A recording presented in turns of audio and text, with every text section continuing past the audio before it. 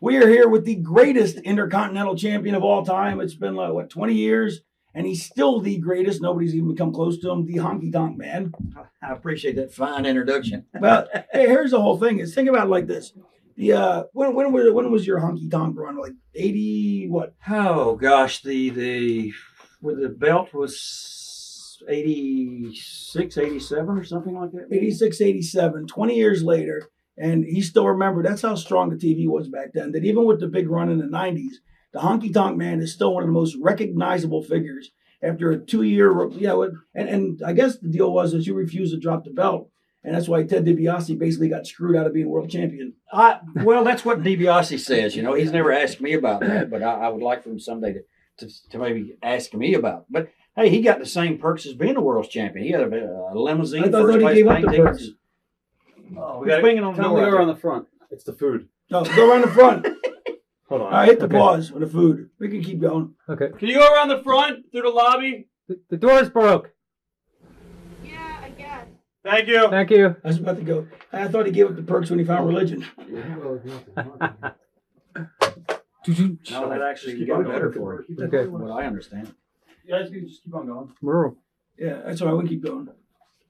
I can turn it back already. Would you keep going? we're on. We're still All rolling. right. So anyway, so what was the deal? So DiBiase basically claims, in so many words, that I guess Macho was supposed to get the Continental belt, and then you refused to drop it, and then so they gave him the world belt, which was supposed to go to DiBiase, which to me sounds ridiculous because if Vince didn't want you to have the belt, Vince would have just taken it off you. He wouldn't have just let you not, keep it, right? Well, I think they were very much afraid because I had let the cat out of the bag that I had called Jim Barnett and the WC before the WCW. I think it was in, maybe it was, and I was going to set a meeting up with them and go there. And Jim Barnett was the one who said, "Whatever you do, do not drop the belt on television. Don't do that. They have a spot for me there." So I went ahead and I listened to Jimmy Hart, and Jimmy Hart said, "Please, please don't do this. Give Vince a chance. Give him a chance. Tell him that you've talked to Barnett." And which was the worst thing, probably. As soon as I said that, I said, "Well, Vince, I want to tell you, I've already spoke with Jim Barnett." He said, "You fucking idiot. Are you crazy? Are you fucking crazy?" I said, "No, I'm not." But that's what I did. And the reason I did there's never been a problem between myself and Randy Savage over this at all because it was Randy knew it was business. I went to him. And it worked better for Randy. Yeah, it worked a lot better for him. He never came and told me thank you. Anyway. Should have at least given you a cape or something. Yeah, well, that was Randy. But it was a case of where... Plus you and Randy, not to cut you off, but you and Randy went back to Memphis anyway, right? Yeah, Andre the Giant was probably the hottest heel ever in the world at one time. And I was probably the second hottest heel ever in the world at that time. Sure. We were selling out, Savage and I were selling out buildings. Hogan sell out Madison Square Garden. Next month, we were there, it was sold out. Hogan sell out Boston. We'd go the next month, it was sold out. Every town we were in, it was sold out. Now, and these aren't just idle claims; these are legit deals. These are legit sellouts, as opposed to the old we had them hanging off the rafters claim. Right. They were sold out, and it went on for a long time. And 6 months, we're in this thing for what 6 or 7, about 6 months. I've got the belt, and they bring us up to the office and they tell me. They sit there and they talk to Savage and Liz, and they tell her everything that they're going to do with her, everything they're going to do with Randy. As if I didn't even exist in the room. And they turned to me and says, "We can rebuild you." "You can rebuild me? What? That means going back on first match with Lanny Poffo and S.D. Jones and Pedro Morales and those guys? That's rebuilding someone? So you're not going to work with Randy. You get to work with his brother." Yeah. So I left that room just that day feeling like I had literally been held down and raped to the fullest. And because it would have been a financial disaster for me. I just started making money. We were going to the show that night. The New Haven Coliseum was sold out. We just come off a Canadian tour. Every town was sold out. Why?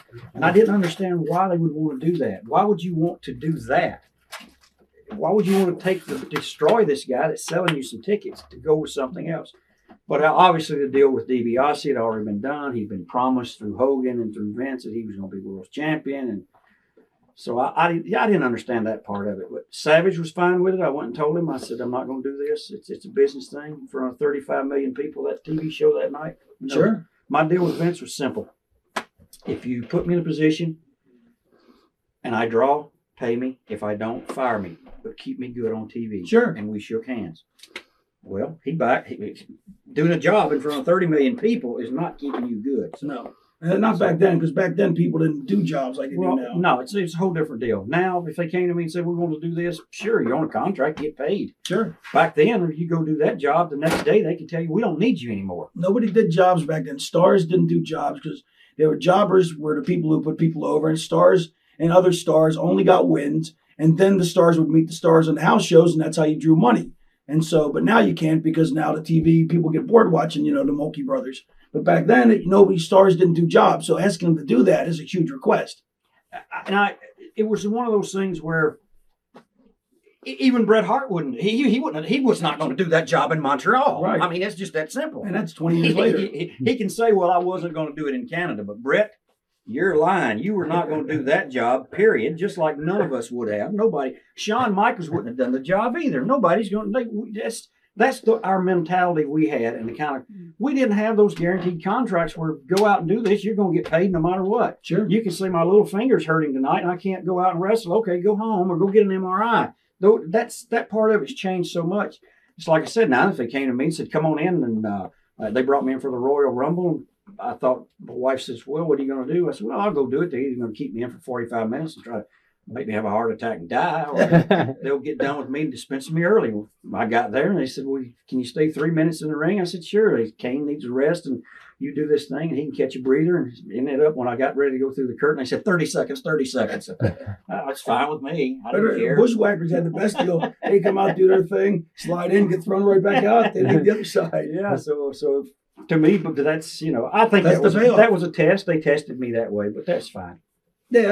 So DiBiase did it. So was there did that become like a festering thing, or did he just? He never said one word to me about it ever. Not one thing was ever mentioned about that. And what about Vince? Did Vince hold it against you for? Oh, I'm sure. Well, I'm saying, but me again. But I'm saying, but he kept using you for a long time, which was, I guess, unusual.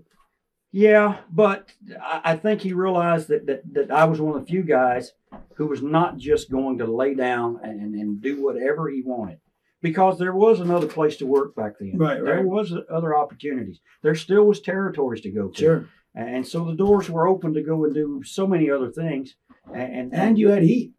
Yeah, and when you can have that ability to make people hate you so much that they buy tickets to see you get your ass whipped, then you're doing okay. I think I would have done great things down south with Jim Barnett and the WCW at that point.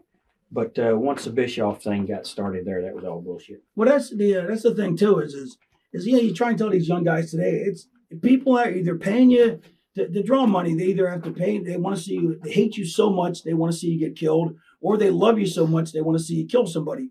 But if you're in between, and nobody cares enough. It's just if they like or dislike. It's like you're not going to see a movie especially in today's economy. You're going to see a movie if you really want to see it.